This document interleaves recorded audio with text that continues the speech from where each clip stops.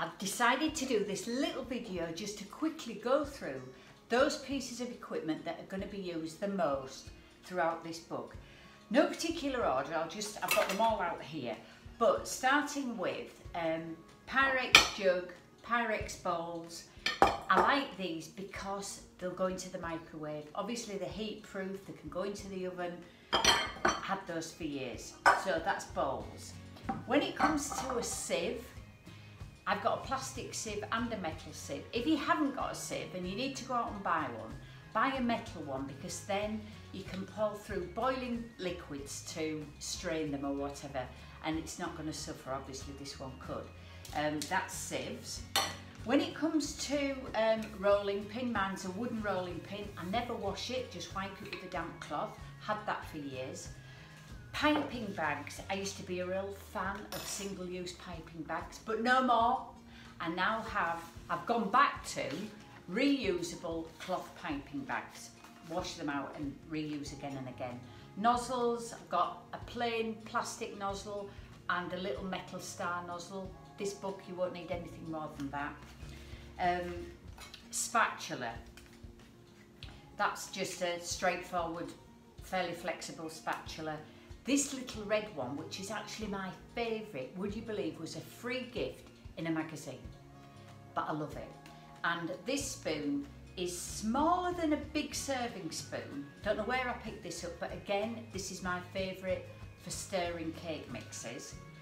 When it comes to cake tins, for sandwich tins, Victoria sandwich cakes and the like, I use these loose bottom sandwich tins. These are just 6-inch, but it doesn't matter what size you've got, because there is a calculator in this book that will help you to adjust the ingredients to fit whatever size you've got. So that's brilliant.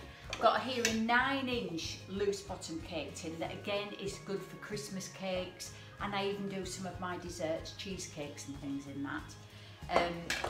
2 loaf tins, 2 1-pan loaf tins. I like these for small loaves of bread, but also I use them for my lemon drizzle cake. I use them for my summer pudding terrine. I use them for malt loaf. They're great little tins. 12-hole muffin tin, obviously for muffins, but also I use this for deep filled fruit pies and mince pies. Great. And then for things like jam tarts, lemon curd tarts, almond tarts, this little patty tin. And that's a good old-fashioned tin. Bud tins, dead popular these days, for breads, for cakes. I've even done a sort of jelly dessert in one of these that's in the book. And then cutters. I've got a drawer full of cutters. Christmas cutters, Easter cutters, biscuit cutters, you name it. But for this book, all we're going to need is one of these little packs of double-edged cutters. So you've got a fluted edge on one side and a straight edge on the other side, and that's for scones and biscuits and the like. Baking sheet. When we're baking scones and biscuits, you're going to need a baking sheet and lined with a piece of reusable baking parchment. This is fantastic stuff because you just wash it and use it again and again.